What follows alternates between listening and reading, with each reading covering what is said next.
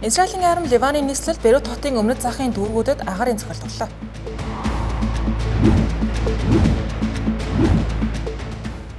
Техран Вашингтоны боловсруулсан энхийн саналын төслийг хэлэлцэж эхэллээ.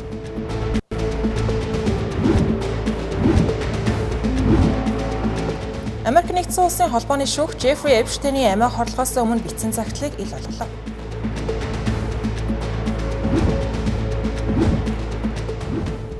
Бүгд найрамдах Солонгос улсын ерөнхий сайд асан ханд огсууд оноосон ялыг давж заалах шатны шүүх 8 жилээр буурууллаа.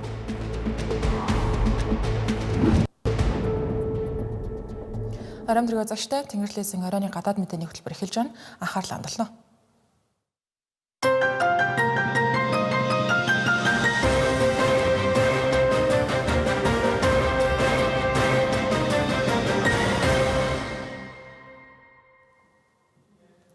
За Америк нэгдсэн улс болон Израиль улс хамтран Ираны эсрэг цохилт өгч гиснээс хойш Израиль болон Ливаны хооронд яг нэгэн зэрэг мөргөлдөө мөн хэлсэн баг. 4-р сарын ихэр гал зогсоох хэлэлцээр байгуулагдсан боловч одоогийн байдлаар бүрэн нуурж унахад бэлэн шахуу болоод байна. Учир нь өнөөдөр Израилийн арми Ливан улсын нийслэл Бейрут хотын өмнөд захын дүүргүүдэд агаарын цохилт өгсөн баг юм.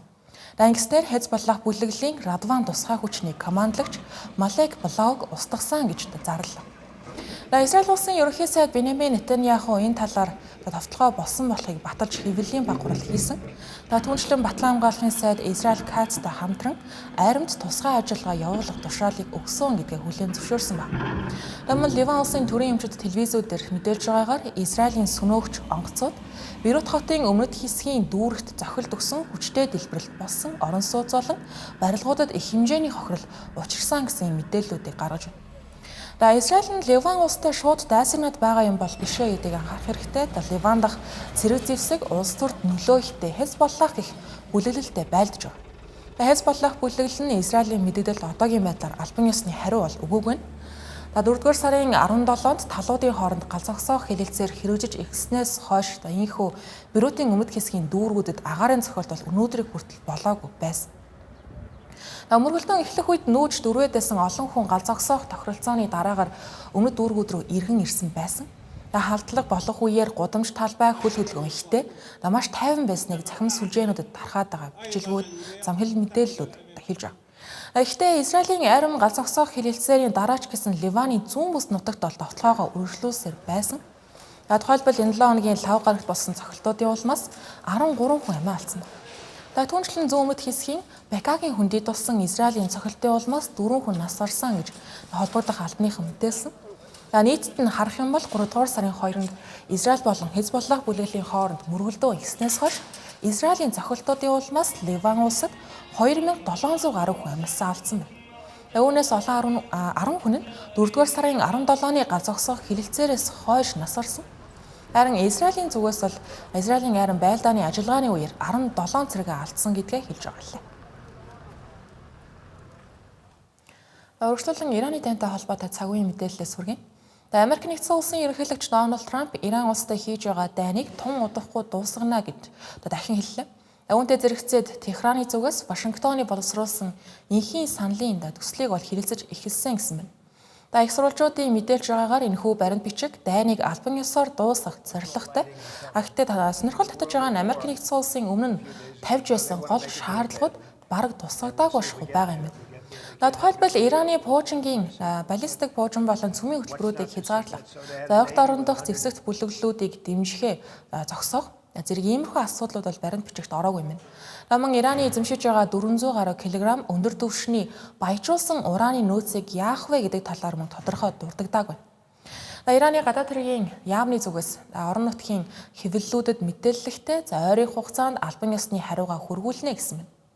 Гэхдээ Ираны парламентын үндэсний аюулгүй байдал, гадаад бодлогын байнгын хорооны төлөөлөгч Ибрахим Ризаи энэхүү саналыг бодит байдал гэхээсээ илүү Америкийн хүслийн жагсаалт байлаа гэж шүүмжилж. Яг үнэхээр талууд тохиролцоонд хүрч чадах хэсэг нь эргэлзээтэй гэсэн үг. Үүн дээр нэмээд Ираны парламентын дарга Мухаммед Багар Галибаф барууны хэвлэлүүдээр гарч байгаа мэдээллүүдийг шоолсон утгатай юм өгүүлсэн баг. Энэ нь англи хэлээр Operation Trust Me Bro Failed буюу надад итэг ахаа ажиллагаанд бүтлгүүчглээ гэсэн ийм үгийг сошиал хуудсанд бичсэн байна. Тэрээр Америк нэгдсэн улсын орон улсын хоолойг нээх тухай Freedom Project буюу эрх чөлөөний ажиллагаа нь амжилт ололгүй зогсоосныг өгөөдөж хэлсэн утгатай үг гэж магадгүй. Дональд Трампын тухайд цагаан ордонд өнөөдөр сэтгүүлчдэд өгсөн мэдээлэлээр бол сүүлийн 24 цагт талуудын хооронд маш сайн яриа хэлэлцээ өрнсөн. Тохиролцоонд хүрэх магадлал өндөр байна гэсэн. 2 дугаар сарын 28-нд эхэлсэн энэхүү дайныг дуусгах тохиролцооны талаар Дональд Трамп өмнө нь олон ч удаа иймэрхүү өөдрөг байр суурь илэрхийлж байсан. Гэхдээ өнөөдрийг хүртэл бодит үр дүн гараагүй хэвээрээ байна. Хэлэлцээрийг зурчилж байгаа Пакистан улсын тухайд санамж бичиг байгуулах ажил бараг бэлэн болсон гэж байна. Хэрвээ энэхүү баримт бичиг талууд гарын үсэг зурх юм бол орон улсын хоолойгоор тээвэрлэлтийг сэргээх, мөн Америк нэгдсэн улс Иран тавьсан хоригуудаа үе шаттайгаар сулруулах, түүнчлэн Ираны цөмийн хөтөлбөрт тодорхой хязгаар тогтоох зэрэг дараагийн чухал асуудлуудаар хэлэлцээ эхлэх боломжтой болно гэж харж байгаа юм. Зуучилын үйл явцтай танилцсан их сурвалжуудын мэдээллээр Америк нэгдсэн улсын талаас хэлэлцээг Стив Витков, мөн Жаред Кушнер нар удирдах байгаа юм. Хэрвээ урьдчилсан санамж бичигт тохиролцоод хүрэх юм бол дараагийн 30 хоногт илүү дэлгэрэнгүй иж бүрэн хэлэлцээ өрнөнө гэж байна. Хэлэлцээр байгуулагдаж магадгүй гэсэн мэдээлэл гарахтай зэрэгцээд зах зээлд хүчтэй нөлөөллүүд гарч ирлээ. Тухайлбал Brent төрлийн газрын тосны үн 5 гарагт 2-7 хоногийн хамгийн доод түвшиндээ хүрч $100 орчимд тогтворч иж байна. Өнөөдөр Америк нэгдсэн улсын хууль зүйн яам шүүх зэргээс нэгэн маш чухал мэдээллийг өглөө. Энэ нөрөө бэлгийн мүлжлэгийн хэрэгт буруутагдж түр хорих газарт байх үед амнасаа алдсан мөн зарим хэвлэлүүд амиа хорлсон гэж мэдээлдэг Джеффри Эпштейний амиа хорлохоос өмнө буюу үхэхээс өмнө бичсэн байж болзошгүй бичсэн загтлыг холбооны шүүхээс олон нийтэд ил болгосон байна. Энэхүү загтлыг Эпштейн 2019 оны 7 дугаар сарын 23-нд амиа хорлох гэж оролдоод бүтлгүүцнийхээ дараахан бичсэн байж магадгүй гэж одоогийн байдлаар таамаглаж байгаа юм байна. Тэрээр үүнээс 2 хүрэхгүй 7 хоногийн дараа буюу 8 дугаар сарын 10-ны өдөр шоронд нас барсан байдалтай олдсон байна. Шүүхэд дэлгэцсэн энэхүү бичгийг Эпштейн яг өөрөө бичсэн эсэхийг мөн албан ёсоор баталгаажуулахад бол хүндрэлтэй байгаа мэдээж. Мөн нэлээд сараачж бичсэн байдалтай байгаа. Та бүхэнд загтлыг дэлгэцснээ харуулъя. Юун түрүүнд маш тодорхойгүй сараачсан их замраагүй бичсэн байгааг анхаарах хэрэгтэй. Юун түрүүнд they investigated me for months and found nothing буюу тэд нар намайг олон сарын турш мөрдөж шалгасан боловч юу ч олсонгүй гэсэн юм утгатай үгийг хамгийн ихний бүрэнд бол бичсэн байгаа харагдаж байна. Үүний араас 16-year-old charges resubmitted буюу 16 настай эрэгтэй эмэгтэй аль нэгний нь бол хилээгүйгээр 16 настай хүүхэдтэй холбоотой ийм хэрэгт буруутгагдсан энэ ахиж гарч ирсэн гэсэн ийм утгатай үг бичсэн байна. Үүний араас жоохон амиа хорлох шинжтэй уншигдаж магадгүй өгүүлбэр байгаа нь it is a trait to be able to choose one's time to say goodbye буюу хизээ баяртай гэж хэлхээ сонгож болдог нь олзуурхууштай зүйл юм а гэсэн байна. Үүний араас гэхдээ намайг уйлаад сууна гэж бодож болохгүй тэр нь одоо сонирхолгүй ямар нэг үнцэнгүй утгагүй зүйлээ гэсэн ийм утгатай загтлыг ол бичсэн байгаа юм. Джеффри Эпштейний эхний амиа хорлох оролдлогын тухайд баг зэрэг тодруулах юм бол 2019 оны 7 дугаар сарын 23-нд Эпштейн шоронгийн өрөөнд улбар шар хөнгийн даавуугаар хүзөөгөө ороосон байдалтай олдсон. Хүзүүн дээрээс нь үрэгдсэн тийм уул мөр олдсон байна. Энэ талаар Америк нэгдсэн улсын хууль зүйн яамны ерөнхий байцаагчийн газрын тайланд бол дэлгэрэнгүй дурдсан байдаг. Түүнийг хамт шоронд хоригдож байсан Нью-Йорк хотын цагдаагийн байгууллагын хуучин ажилтан асан Николас гэх хүн олсон байдаг. Тухайн үед тэрээр Эпштейн өөрийгөө дүүжлэхийг оролцсон гэж хамгаалтын ажилтнуудад мэдүүлэг өгчээсэн. Гэвч энэхүү хэрэг явдлын яг дараахан Эпштейн өөрөө тэрхүү Николас гэж хүн надад халдсан гэж мэдүүлж байсан. Гэхдээ удалгүй мэдүүлгээ өөрчилж мөрдөн байцаагчдад юу болсон талаар санахгүй байна, мэдэхгүй байна. Гэмтлээ хэрхэн авснаа ярихыг хүсэхгүй байна гэж хэлсэн байна. Албаныхан энэхүү загтлыг албан ёсоор шинжилсэн хэсэг нь бол одоогийн байдлаар тодорхойгүй. Ямар ч тач Эпштейний бичигтээ тун төстэй байсан учраас жинхэнэ байх магадлалтай гэж үзсэн байна. CBS агентлагийн 60 Minutes буюу 60 минут нэвтрүүлэгт өмнө нь Эпштейний бичиж байсан байж болцсошгүй өөр нэг тэмдэглэлийг бол нийтэлж байсан. Тухайн үед энэхүү нийтлэл дээр no fun буюу сонирхолгүй байлаа гэсэн ийм өгүүлбэрээр төсөөлсөн нийтлэл байдаг юм байна. Өөрөөр хэлбэл саний олдсон энэ загтлын төгсгөлтэй яг адилхан байгаа гэсэн. Джеффри Эпштейн 2019 оны 7 дугаар сард 2002-оос 2005 оны хооронд 14 хүртэлх бага насны охтыг бэлгийн мүлжлэгт оруулсан хэрэгт буруутгагдж баривчлагдсан байдаг. Түүнийг тухайн сарын сүүлээр тийхүү амиа хорлох гэж оролцсныхан дараахан хяналт шалгалтыг чангатгаж амиа хорлохоос нь сэргийлэх оролдлогуудыг албаныхан хийж байсан боловч тухайн үед Эпштейн өөрөө амиа хорлох бодол байхгүй гэж удаа дараа мэдүүлж байсан. Гэсэн хэдий ч 2-7 хоногийн дараа буюу 2019 оны 8-р сарын 10-нд нас барсан байдалтай олцсон байна. Холбооны мөрдөн шалгалтаар 2023 онд гарсан дүгнэлтээр бол шоронгийн ажилтнуудын олон удаагийн алдаа, хайхрамжгүй байдал, дүрм зөрчсөн явдлуудын улмаас энэ нөрөд Жеффри Эпштейний өхөл тодорхой хэмжээгээр нөлөөлсөн гэж үзсэн байдаг. Та бүхэн иргэн сануулгад 2024 оны 12 дугаар сард бүгд найрамдах Солонгос улсад улс төрийн эргэлт гарах төхөж байсан гэдгийг санах хэрэгтэй. Тухайд ерөнхийлөгч асан Юн Сук Ёл маш богино хугацаанд цэргийн онц байдал зарлаад парламентын сөрөг хүчнийхэн удирдах үүнийг нь бол зогсоох ажлыг удирдах зогсоосон байдаг. Тэгвэл тухайн үед ерөнхий сайдаар ажиллаж байсан Хан Док-Сук өнөөдөр Өмнөд Солонгос улсын шүүхээс ялыг нь багасгасан байна. Давж заалдах шатны шүүхийн дүгнэлтээр 8 жилээр ялыг нь бууруулж 15 жил болгосон байна. Түүнийг ерөнхийлөгч асан Юн Сук Ёлыг хууль бус цэргийн онц байдал зарлаж төрийн эргэлт хийхийг оролцсон хэрэгт хамсаатнаар буруутгаж анхандаа бол 23 жилийн ял онохоор төлөвлөж байсан баг. Энэ хэргийн талаар сануулгад 2024 оны 12 дугаар сарын 6-ны шөнө гинтийн цэргийн онц байдал 6 цагийн турш зарлагдсан байдаг. Тухайн үед мэдээнийхэн дурдсанчлан хууль тогтоогчид яаралтай шөнө хуралдаж санал хураалт явуулснаар нин даруй шийдвэрийг буцааж байсан байдаг. Гэвч энэхүү үйл явдал нь тэгээд ерөнхийдөө 6 цагийн хугацаанд дууссан гэж байгаа боловч үүний араас бүгд найрамдах Солонгос улсын улс төр нийгэм эдийн засагт маш гүнзгий хямралыг дагуулсан байдаг. Анхан шатны шүүхээр энэ оны 1-р сард Хан Док-Сук төрийн эргэлтэнд оролцсон худал мэдүүлэг өгсөн албан бичгийг хуурамчаар үйлдсэн зэрэг хэрэгт буруутай гэж яллахаар прокурорд ажиллаж байсан. Харин давзаалдах шатны шүүх түүний төрийн албанд 50 гаруй жилийн турш ажилласан туршлагыг нь харгалзан үзэж ялыг нь 15 жил болгон бууруулсан байгаа энэ. Шүүгчдийн тайлбарыг харвал Хан Док-Су босолгыг урьдчилан зохион байгуулсан эсвэл удирдсан гэх хангалттай нотлох баримт байхгүй байна гэсэн мэн. Харин буруутай гэж үзэж байгаа хэрэг нь албан хариуцлага умартаж төрийн эргэлтэнд оролцсон хүмүүсийн талд орсон тэднийг зогсоогоогүй гэж ийм хэрэгт буруутай гэж дүгнсэн байна. Хан Док-Су өдгөө 76 настай. Бүгд найрамдах Солонгос улсын туршлагатай улс төрчдийн нэг яхаар гүмүн.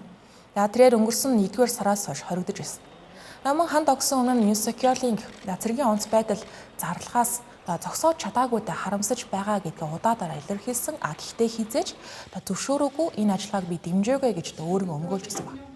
Тэрээр Өмнөд Солонгос улсын 5 өөр ерөнхийлөгчийн үед өндөр албан тушаал хашиж байсан туршлагатай төрийн түвшнийг нэгддэг юм байна. Юн Сук Ёл нь импичментэд үтсний дараагаар Хан Док-Су төр ерөнхийлөгчөөр ажиллаж байсан. Энэ хугацаанд түүнийг парламент мөн адил импичмент хийхийг оролдсон боловч бүтлгүүцсэн. Үндсэн хуулийн шүүхээс парламентын импичмент хийх хүсэлтийг хүчингүй болгож эрх мэдлийг сэргээсэн байдаг. Дараа нь тэрээр 6-р сард болсон ээлжид бус сонгуульд ерөнхийлөгчөд нэр дэвшгээр албан тушаалаас огцорсон боловч түүний нам доторх зөрчил их байсны улмаас бол нэрээ татсан байдаг.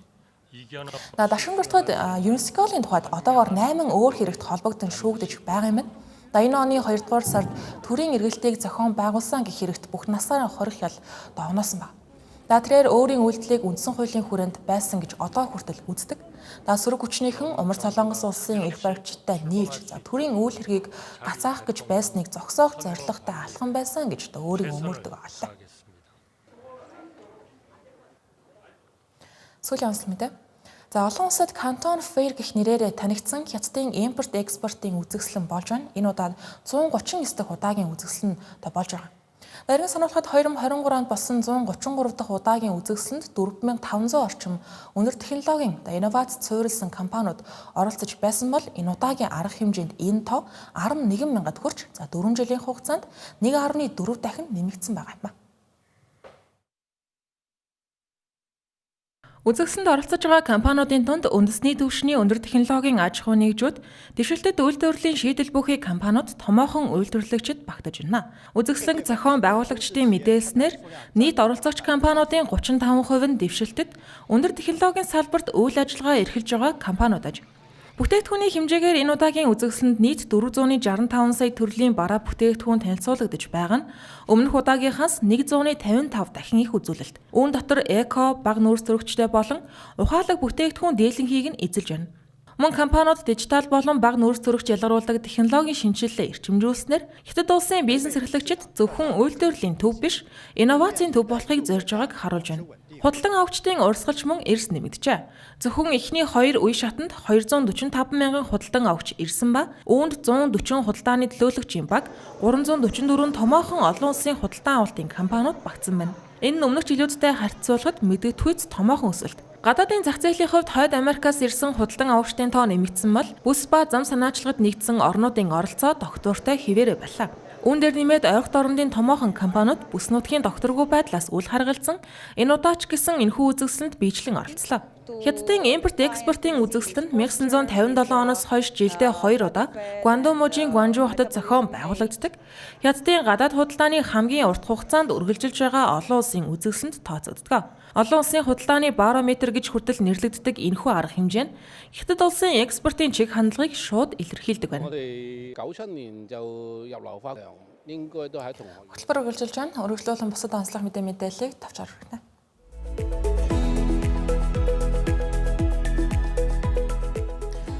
Аргентин улсын эрүүл мэндийн байгууллагууд Атлантын далайд аяж явсан усан онгоцон дээр гарсан үхлийн аюултай ханта вирусын дэгдэлтийн энхүүсвэр Аргентин улстай холбоотой байсан эсхийг тогтоохоор мөрдөн шалгаж эхэллээ.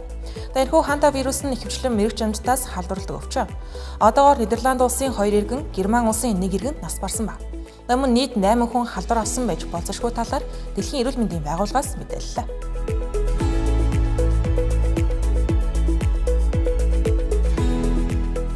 Амстердам хот дэлхийд анх удаа нийтийн эзэмшлийн талбайд махан бүтээгдэхүүн болон чулуужсан түлштэй холбоотой зар сурталчилгааг бүрэн хориглосон нийслэл хот боллоо. 5 дугаар сарын 1-ээс эхлэн бүүргэр, бензин хөдөлгөөртэй автомашин, агаарын тээврийн компаниудын сурталчилгаа зэргийг автобусны буудал, метроны буудал, самбаруудаас буулгасан байна. Оронд нь музей, хөгжмийн тоглолт зэрэг соёлын арга хэмжээний сурталчилгааг байрлуулахаар болжээ. Хотын удирдлагууд энэхүү шийдвэрийг уур амьсгалын өөрчлөлтийн эсрэг тэмцэх зорилттойгоор нийцүүлсэн алхам гэж тайлбарласан байна.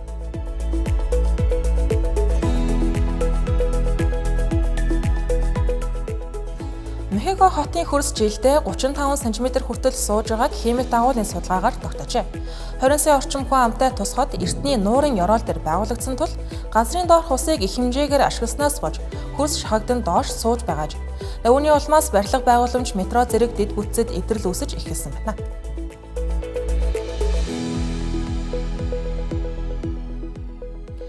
Холбооны бүгд найрамдах дахь Герман улсын канцлер Фридрих Мерц албан тушаалд томилогдсноос хойш 1 жил өнгөрсөн байна.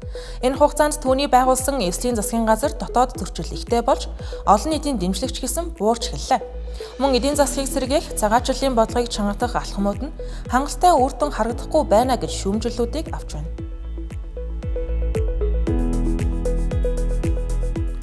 Тэнгэрлэгсийн оройн гадаад мэдээний хөтөлбөрийг хүлээн авч үзсэнд баярлалаа. Сайхан амраарай.